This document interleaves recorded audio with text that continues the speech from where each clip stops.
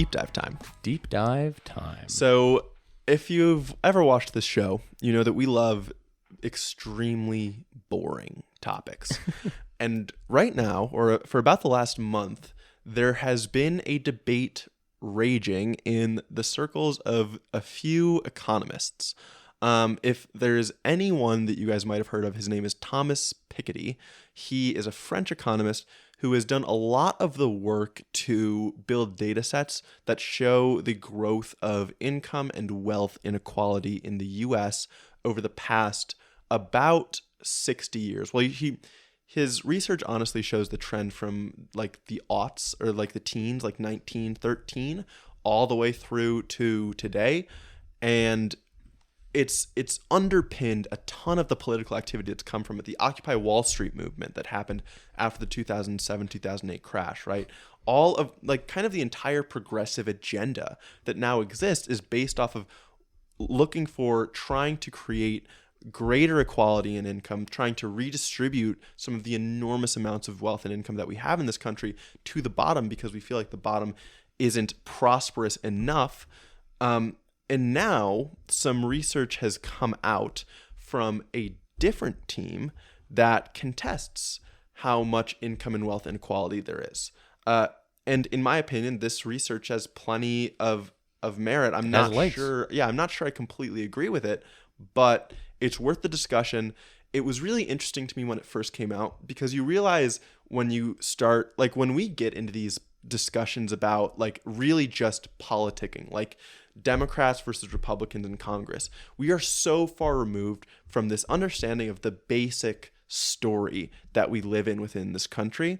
And there are fights that are just as intense that are happening just to define the context that we're in. They're actually just trying to define what is good. Yes. Right? We always like, I want to make a better country. Well, what does better look like? That's what these two people are arguing about. Yes. And is the country bad right now? Mm-hmm. Right? And so that's an interesting question to look at. So I'm going to go in. This is going to be kind of technical. I'm going to try to give my best breakdown of the analysis of the differences between the two teams.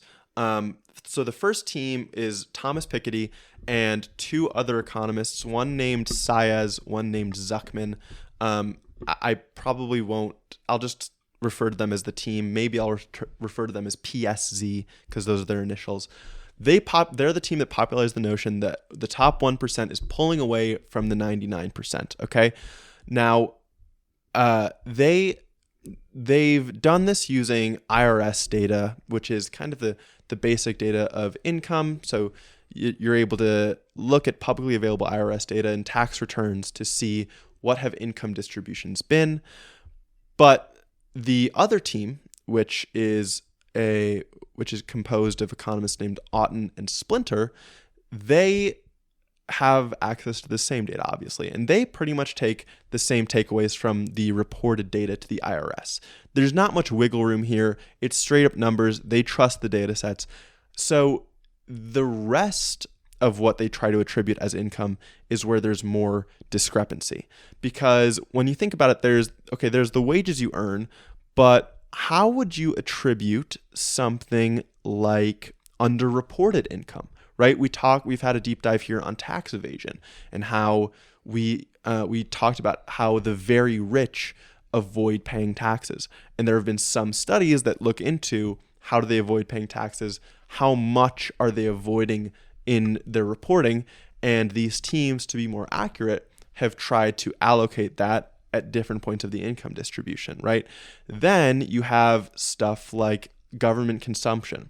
So these teams, in addition to trying to allocate pre-tax income, they're doing their best to allocate post-tax income because they want to see what kind of effect have taxes and government transfers had on the income distribution. Because you might think, right, like we have a progressive income tax system. So maybe after transfers, and we have these programs like Medicaid, Social Security, food stamps, which give more money in one way or another to the poor. So maybe that shrinks the inequality in our income distribution. The main difference is that these two teams found were in these two areas. Okay, so in underreported income, Otten and Splinter, the AS team, they use data from the IRS's National Research Program, which asserts the distribution of underreported income is concentrated at the bottom of the distribution. Now, this is interesting, right? Because when we talk about tax evasion, we talk about it as coming from really complex income sources and complex methods that are concentrated at the top. But then you think, okay, how could people at the bottom be evading taxes? Well, maybe they get paid in cash more often. Maybe they're doing gig jobs. Maybe they're doing stuff like babysitting, pet sitting, and they simply don't, like, they're not going to get audited. They don't have to worry about paying their taxes. So you could think that it makes sense, but the PSZ team, the Piketty team, argues that audits are ineffective at detecting sophisticated evasion techniques. So they're like, even though there might be underreported income or a lot of underreported income at the bottom, you're going to miss all of this underreported income at the top as well, because these studies that are from audits aren't doing a good enough job at capturing it. And some newer research does corroborate this. And I do support that line of thinking because it is very easy to go after unreported income at the lower end of the spectrum. One of the most common ways this happens, if someone claims the earned income tax credit when they shouldn't have actually received the earned income tax credit. That's a very easy thing to catch. Yes. So that's a very easy thing to catch. It doesn't take much legwork for the IRS to catch you on that. And then that gets reported as tax evasion, right? But because we haven't been going after the tax evasion on the higher end for a long time, that leaves me to believe that those numbers aren't as sufficient as they need to be to make this type of conclusion. Yeah. And research says that there are two methods specifically that the rich often use that audits fail to capture. One is pass-through entities. So there are these certain types of businesses called pass-through entities that rich people can basically set up for themselves, and they are largely tax exempt. So if they just route their money through this pass-through entity, they're able to evade those taxes. Also, income that goes into offshore accounts, which we talked about in depth in our deep dive, audits fail to capture that a lot of the time. Yes. So those are two of the most commonly used vehicles for the rich to evade taxes. And these papers, these research studies that are based on audits, right, they're going to miss all of that. Yes. So I generally fall on the PSZ side, on this side, that the story that Otten and Splinter are trying to tell with a far more underreported income at the bottom of the distribution, I don't think that really, I'm not super convinced. I think it's circular a little bit. I think you're kind of caught in this circular loop. It's like we've identified a problem where lower income people get audited more.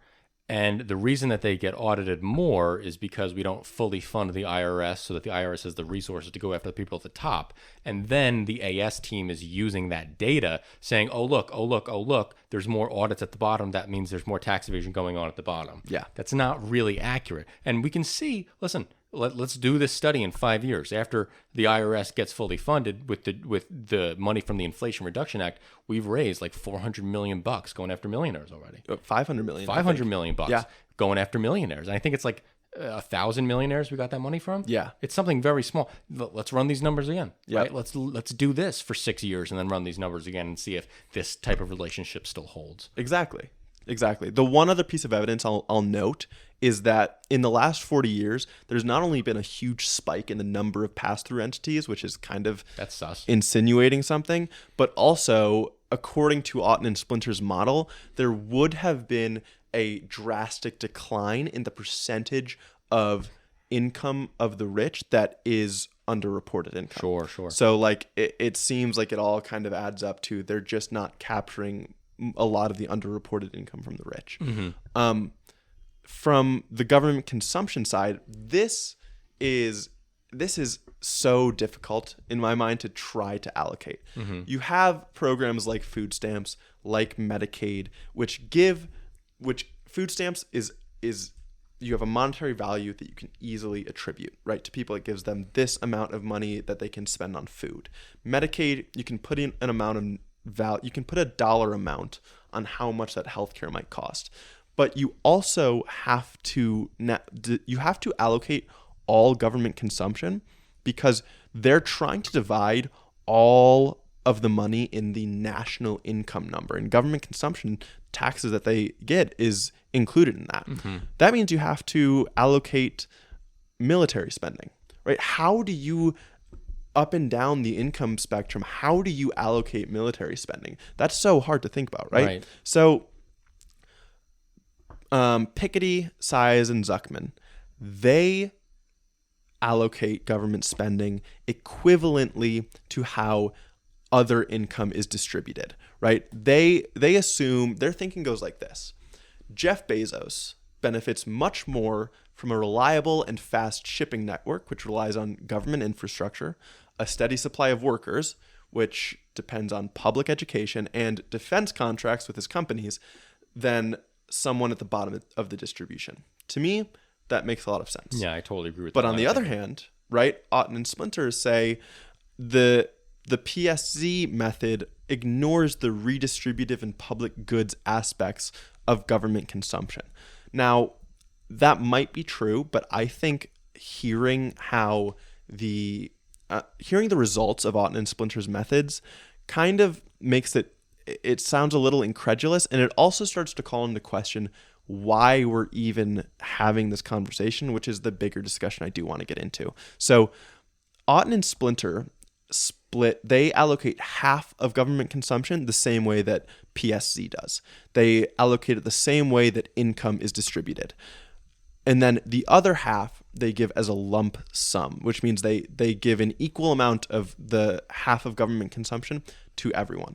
Obviously, the more equivalent amount of income that you give to all of the population, the more you decrease income inequality, because that has a much bigger impact on the incomes at the bottom of the distribution than it does at the top.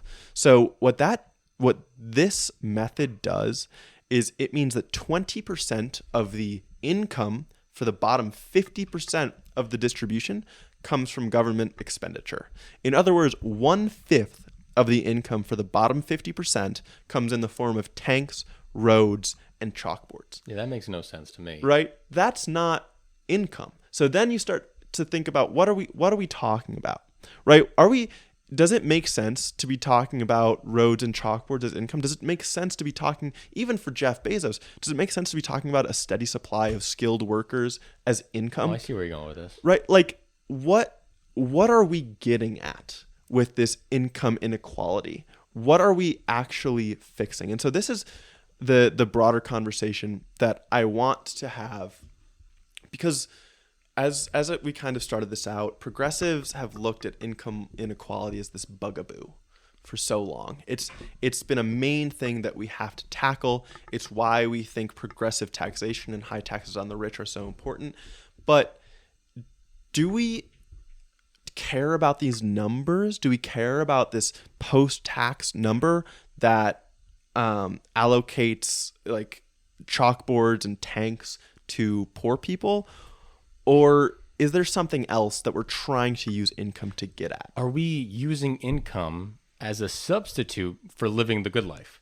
Yes. And I think we are, right? Yeah. I think there's a more basic point than income here that what I've found in a few papers that I've just recently started reading is financial well-being. Mm-hmm. And I think once you get into this, you realize that like whatever Otten and Splinter are trying to allocate, it doesn't seem like they're really making the point well anymore, that the economic well-being of the people at the bottom, really trying to measure, is being measured. Like it doesn't seem like if you're allocating the tanks, roads, and chalkboards, if the government consumption that passed down to the poor, or not even just the bottom 50%, is 1/5 of their income, it feels like you're not getting at their financial well-being anymore. Right.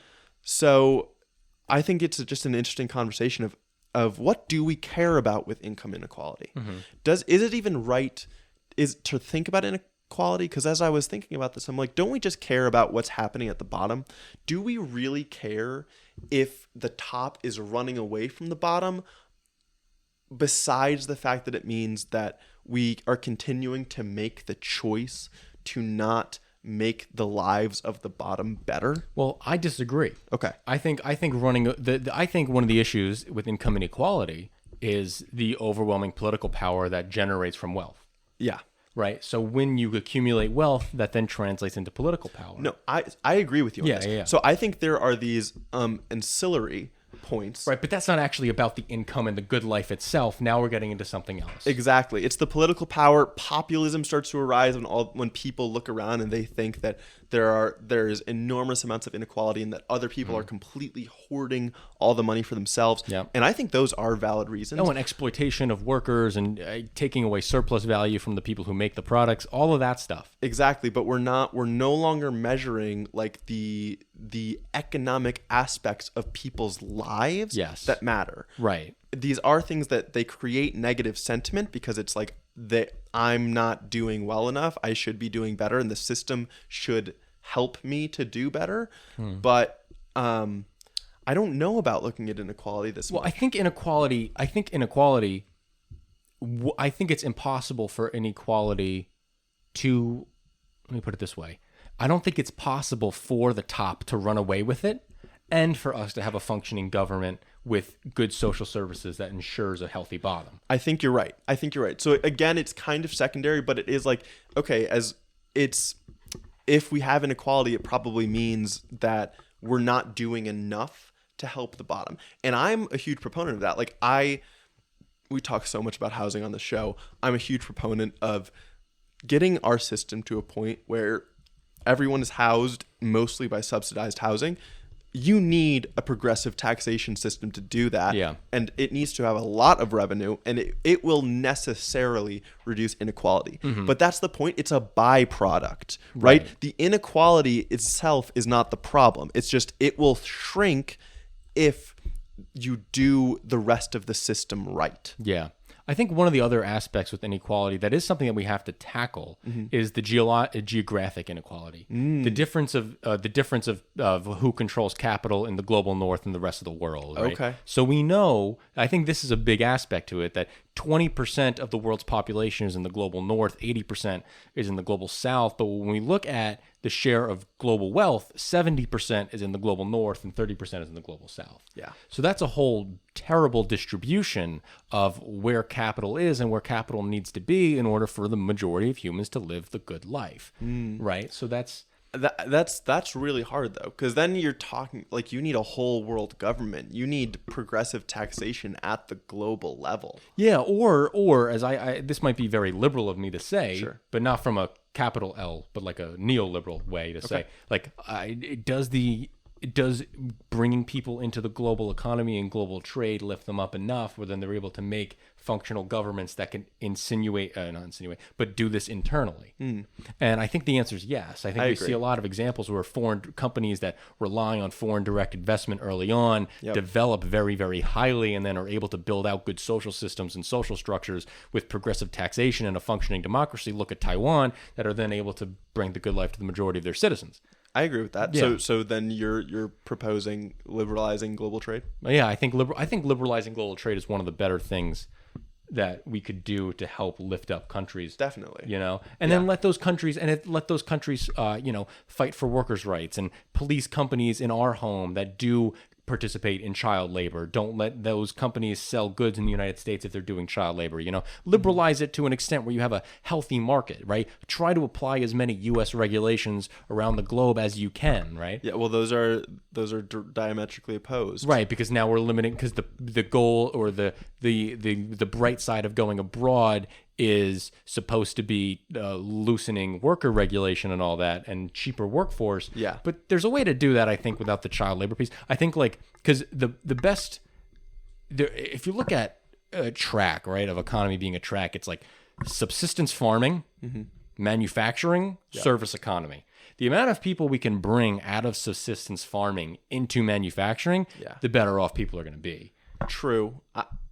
It's funny. I don't even know if banning child labor is a good thing though. Oh, because that's a hot take. It is. It's a good thing, everybody. Don't listen to him. He's fucking wrong. What are you talking about? I'm talking about the general idea of like a neoliberal or of a capital L liberal, I guess, about, or like an Adam Smith, about like people make choices, they make exchanges in the economy because it is in their self-interest, because it is good for them.